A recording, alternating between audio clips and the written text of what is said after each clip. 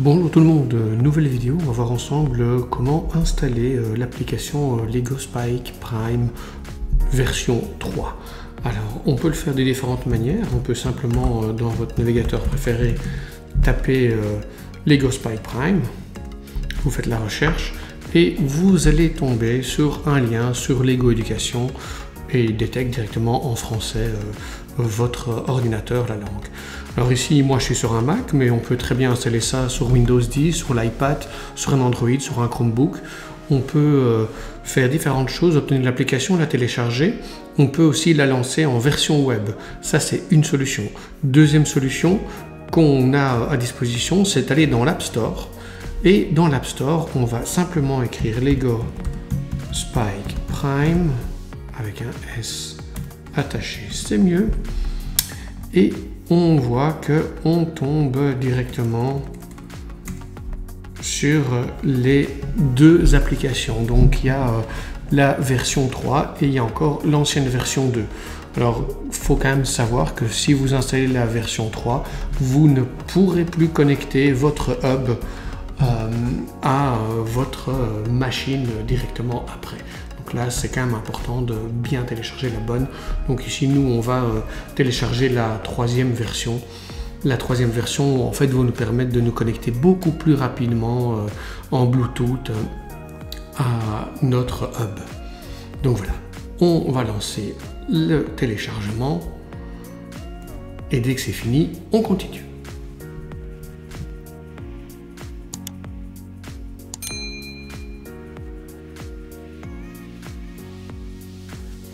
Voilà, le téléchargement est fini, il suffit de cliquer sur ouvrir et puis votre application va s'ouvrir pour la première fois.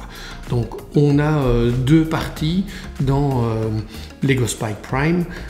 Il y a la partie essentielle, c'est pour les enfants plutôt de 6 à 9 ans. Donc fin de maternelle, début du primaire, et puis Lego Spike principal ou Spike Prime.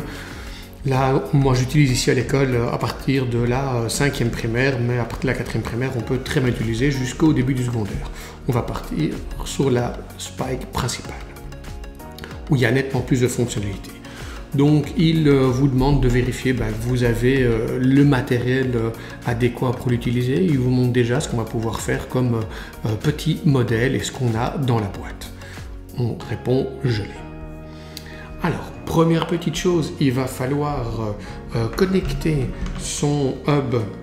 Donc, vous avez un petit câble à insérer ici et vous insérez dans votre prise USB de votre ordinateur de telle manière qu'il se connecte.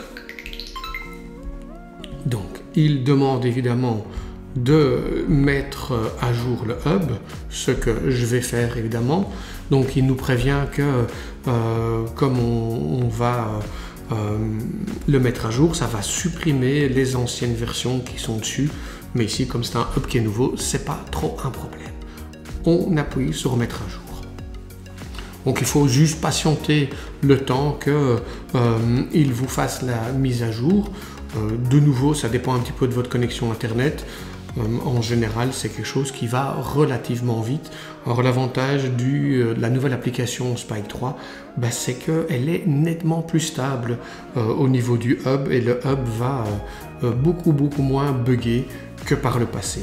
Donc ça, c'est quand même quelque chose de super important quand vous faites des projets avec vos élèves en classe ou bien quand vous participez à une compétition de robotique style la First Lego League, il vaut mieux avoir du matériel qui est un peu fiable. Donc les utilisateurs du Lego Spike Prime attendaient ça depuis de nombreux mois et là, ça fait quelques semaines maintenant qu'on est passé à la version Spike 3 du logiciel qui franchement est nettement plus stable. Alors vous avez aussi la possibilité de travailler en ligne sur le logiciel. Alors gros avantage si vous ne savez pas l'installer sur votre machine parce qu'il n'y a pas de place de stockage. Par contre, gros désavantage pour moi, si vous n'avez pas de connexion Internet, votre logiciel ne va pas fonctionner étant donné qu'il est connecté en ligne et il a besoin du réseau. Donc on va juste patienter, on est à 67% et on aura presque fini de faire cette petite mise à jour. Quand la mise à jour sera terminée, il va vous demander normalement de nommer votre hub. Donc il va falloir lui donner un nom qui ne doit pas être trop long, avec des petites abréviations, c'est très bien et ça vous permet de retrouver tout ce qu'il faut facilement.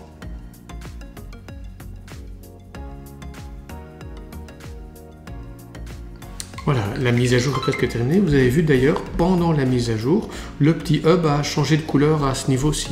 Donc ça, c'est quand même très important. Et vous voyez qu'ici maintenant, la couleur a aussi changé, elle est devenue verte. Je lui donne un petit nom.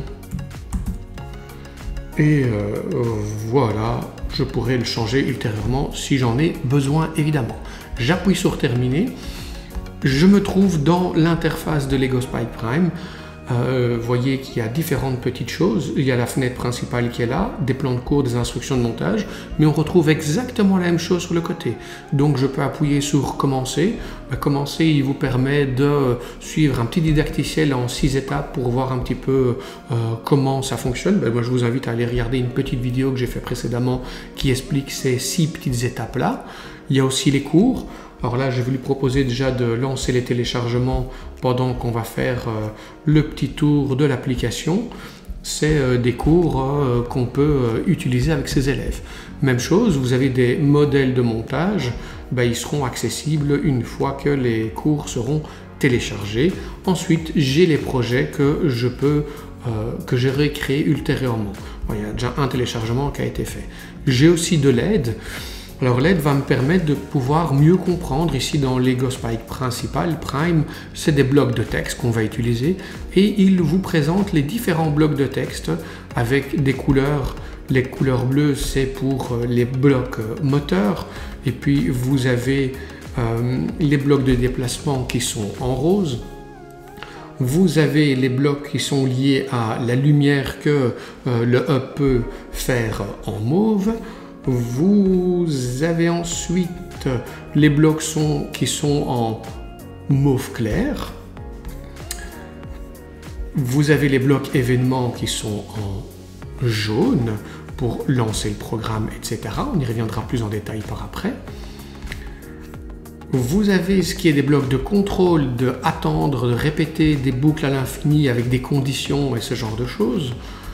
Vous avez les capteurs en turquoise, en bleu clair.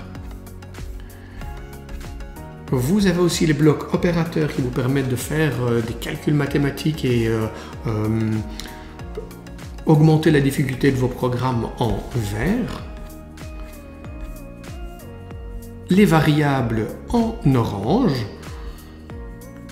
Créer des listes, c'est en rouge. Et puis on peut créer des blocs soi-même, là c'est légèrement rouge-rose. Vous avez aussi des blocs météo en vert foncé. Vous avez encore des blocs moteurs en plus qui sont de nouveau dans la même couleur que tout à l'heure en bleu.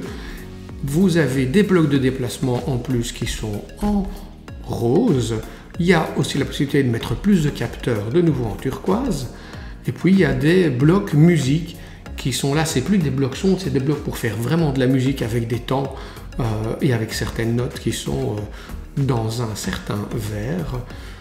Et on va terminer par des blocs d'affichage, je pense, aussi en vert.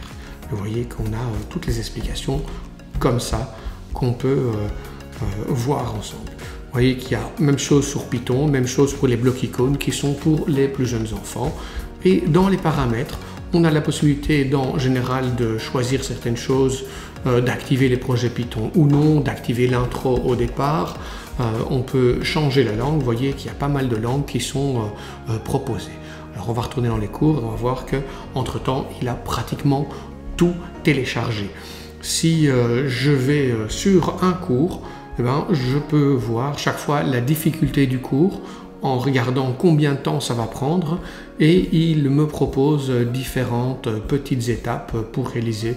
Même chose, vous voulez participer à une compétition de robotique, vous pouvez aller voir et là déjà directement il y a déjà la mission guidée pour 2023-2024 alors qu'en Belgique et en France les NAT ne sont pas encore arrivés ici au début du mois d'août étant donné que la nouvelle règle du jeu vient d'être annoncée il y a quelques jours. Je pense que c'était mardi 1er août en fin de journée. Donc si je vais sur l'accueil et que je fais un nouveau projet, il me propose des blocs icônes, des blocs mots ou des blocs en Python. Je vais prendre des blocs mots, je vais mettre le petit mot test, on va créer et vous voyez que j'ai la possibilité de venir connecter mes blocs les uns en dessous des autres et les redéposer. C'est un peu le même principe que dans Scratch. Si on a l'habitude de Scratch, on n'est pas trop dépaysé. Ici en haut, on a bien notre petit hub, on voit qu'il est connecté et je peux voir en le prenant en main que chaque fois que je vais le bouger, les lacets, le tangage et le roulis, c'est l'inclinaison, ça va me permettre de bouger certains paramètres. Évidemment, là, je peux aussi changer l'orientation vers le haut, vers le bas, vers l'arrière, vers le côté. J'ai la vitesse de rotation, ça cela dépend à quelle vitesse je vais bouger mon hub. Et puis l'accélération, même chose. Et vous voyez qu'il me donne que mon hub est la version 1.3.4, que je peux le renommer. Ma batterie est à 40%. Et là, sur les petits points, je peux réinitialiser les paramètres, les remettre d'origine. Ce que je peux faire par après quand j'ajoute éventuellement un bloc moteur. Je peux venir ici appuyer sur le A et choisir quelle lettre de mon hub, parce que vous voyez les lettres sont ici A, B, C, D, E et F, et je peux éventuellement rajouter un petit moteur comme ceci. Donc si je veux rajouter un moteur dans mon hub, je le prends et je viens juste le placer ici et vous voyez que directement à l'écran j'ai un petit moteur qui est venu s'afficher pour me montrer que c'était lui qui était branché. Si maintenant j'en prends un gros moteur cette fois-ci et que je le connecte, vous voyez que la différence directement là j'ai un moteur qui est nettement plus gros. Je peux faire la même chose encore avec un capteur de couleur. Si je place mon capteur de couleur, vous voyez il s'allume et le capteur de couleur apparaît bien à l'écran évidemment pour pouvoir utiliser ce genre de choses. Vous voyez que là je peux mettre carrément plusieurs moteurs et je pourrais sélectionner le A plus le B, donc c'est le A et le B qui vont tourner. Je pourrais inverser et décider que je prends d'abord le B et puis le A. Ça dépend évidemment dans quel sens votre robot a été fabriqué, soit si vous le faites aller en avant ou en arrière. Et vous voyez aussi qu'avec le capteur de couleur, si on vient lui présenter des petites couleurs devant lui, eh bien, il va les détecter. Il voit que c'est du vert, il sait que c'est le numéro 6. Là, il ne voit rien, il met 1. Si je lui mets du jaune, c'est le 7. Si je lui mets du rose, il va me détecter le rose, le 1. Et je pourrais très bien lui mettre du noir. Et il va me dire que c'est le 0. Évidemment, j'ai encore d'autres possibilités pour faire ce genre de choses. À partir du moment où je mets un moteur et que je décide de le lancer, je peux très bien appuyer sur le bouton play et mon moteur va faire une petite rotation. Je pourrais après choisir de le faire en secondes et de décider qu'il me le fasse pendant 5 secondes. J'arrête le moteur, vous voyez, le robot chaque fois fait du bruit, et puis je peux le relancer. Et là, il est parti pour 5 secondes. Voilà, on reviendra plus en détail dans tout ce qu'il y a dans l'application. Si je veux par après revenir au point de départ, j'appuie sur ma petite maison et je suis directement de nouveau à mon point de départ. Si je retourne dans mon projet et que je déconnecte mon robot, vous voyez que directement à l'écran, mon robot a été déconnecté. Si je remets le câble, il va réapparaître quelques instants après et il est bien connecté. Voilà. Pour terminer, si je veux éteindre mon petit hub, je reste appuyé longuement, il fait un peu de bruit. Et puis il s'éteint simplement et on voit bien à l'écran qu'il s'est totalement éteint. Voilà. J'en ai terminé pour aujourd'hui dans cette petite introduction. On y reviendra plus tard dans d'autres petites vidéos. Merci à vous.